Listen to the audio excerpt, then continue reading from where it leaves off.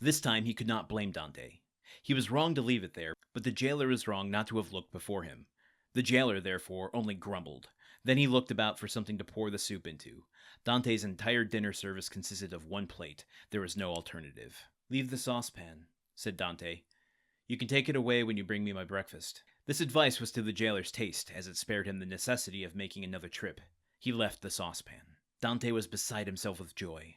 He rapidly devoured his food, and after waiting an hour, lest the jailer should change his mind and return, he removed his bed, took the handle of the saucepan, inserted the point between the hewn stone and the rough stones of the wall, and employed it as a lever. A slight oscillation showed Dante that all went well. At the end of an hour, the stone was extricated from the wall, leaving a cavity of 1.5 feet in diameter. Dante carefully collected the plaster, carried it to the corner of his cell, and covered it with earth. Then, wishing to make the best use of his time while he had the means of labor, he continued to work without ceasing. At the dawn of day he replaced the stone, pushed his bed back against the wall, and lay down. The breakfast consisted of a piece of bread. The jailer entered and placed the bread on the table. "Well, don't you intend to bring me another plate?" said Dante. "No," replied the turnkey. "You destroy everything. First you break your jug, then you make me break your plate. If all other prisoners followed your example, the government would be ruined. I shall leave you the saucepan and pour your soup into that. So for the future, I hope you will not be so destructive." Okay, now listen. This is a slight bit of fate falling into Dante's favor, I think, for the first time, right? I mean, he obviously all of the bad luck that has befallen him in the entirety of the book that we've read so far, I would say, this is the first time when things are actually like not enacted by what he does. I mean, yes, he puts the plate out for the jailer to step on, and the jailer steps on it. Yes, but the actions and the events that unfold from that, him leaving the saucepan, that went according to plan. But then the next day he's saying, no, you're going to keep the saucepan and I'm just going to pour your shit into that because I'm sick of dealing with you and you can't break that. So that is not something I think Dante could have predicted, and it's a bit of good luck that has finally befallen him. Fate is changing.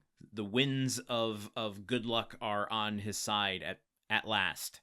And I guess we haven't really talked about the hole that he's digging. I mean, he is digging toward the sound that he keeps hearing.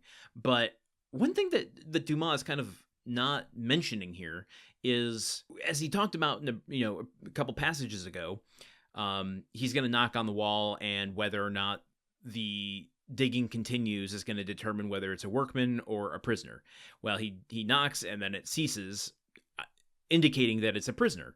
So wouldn't Dante think that by him starting to dig, it would then make the other prisoner stop digging? Or, I mean, granted, we just don't have the other perspective. I mean, maybe the other prisoner identifies the new noise not as a knock, but as a dig, and he realizes that someone is digging toward him. And I'm assuming that he wouldn't think it's, why would a turnkey, why would someone in the jail that works there dig to him? I don't think that would enter his mind. They would just enter his cell, find the hole, and drag him out. But I don't know. I'm speculating there. We haven't really talked too much about the hole. And I do notice a little bit that Dumas is vague on some of the details here, so that I think there's a better suspension of disbelief.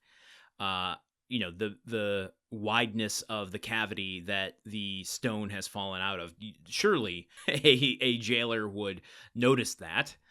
Is it easily placebackable? That's how I decided to phrase that. The plaster that comes around the stone he's putting into the corner of his jail cell and kicking some dust over it. It's not quite Shawshank Redemption, but it is, to me, like, at a certain point, there's going to be enough evidence that something's going on in the jail cell. The wearing down of the saucepan handle, he can't replace the plaster around the stone. Is his bed completely covering it? These are things that are just a little vague and hard to kind of mentally envision, at least for me. Okay, I don't have anything more to say about the Scarlet Pimpernel. But I do have one other thing. This happened a while ago, and I've been waiting to bring this up, but it's just completely slipped my mind. Every once in a while, when I'm at the used bookstore and I'm not drooling over a 23-volume set of Alexander Dumas novels, I like to go to the clearance section. And I'll be, clear up front. I almost exclusively shop at used bookstores. And they always have a clearance section. And I go there, in my particular broken brand of tastes of classics and genre books tend to end up there. So I'm always looking in the clearance section for something. And I usually find something, to be perfectly honest. And I did find something about a month ago, maybe a little bit longer than that at this point, where I was just browsing the spines. I'm like, okay, what looks interesting? Are there any Penguin classics here that I haven't read? And as I'm scanning them, my head turned, I got taco neck, where my head's turned to the 45-degree angle, trying to read all of them in order and scanning scanning the shelves as I go along, trying not to miss anything. And I come to one that just says Club Dumas. And I'm like, well, that's interesting. What's that? I've never heard of that. And I slide it off the shelf and I look at it and I'm like, wow, this is bizarre. I've never heard of this. Read the back description. I'm like, well, that sounds a little bit interesting and a little bit familiar, actually. And so I read the summary on the back, and it says that a book detective, we all love a good book detective, is on the hunt for a original part of Alexander Dumas' manuscript of The Three Musketeers. The main character gets drawn into this spiral of intrigue and conspiracy and all this kind of fun, thrillery stuff.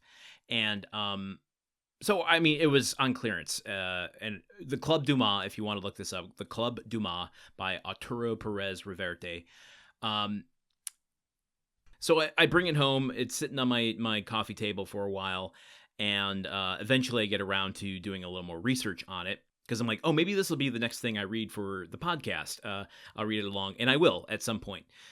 And in my research, what I find out is that this book is the inspiration, though it was heavily changed, including taking out any reference to Dumas, for the Roman Polanski Johnny Depp film The Ninth Gate, which I've seen, and memory serves is a weird kind of satanic occult story, but to my knowledge, the only instance of a book detective I've seen before. So that was probably where the familiarity came in. Anyway, the Club Dumas. You never know what you're going to find in the clearance section. Keep your eyes out. Give things a chance. And we'll read that at some point, and I'll give you an update on it.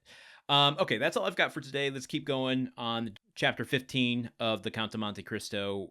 I'll see you here tomorrow, folks. Okay, goodbye. The Countdown of Monte Cristo is part of the Gruntwork Podcast Network. This show is produced, edited, and hosted by Landon Solano. The original text of The Count of Monte Cristo by Alexander Dumas. Theme song by Magic Solo. If you want to support the show and others like it, visit patreon.com/gruntworkpod. Thank you for listening. See you tomorrow.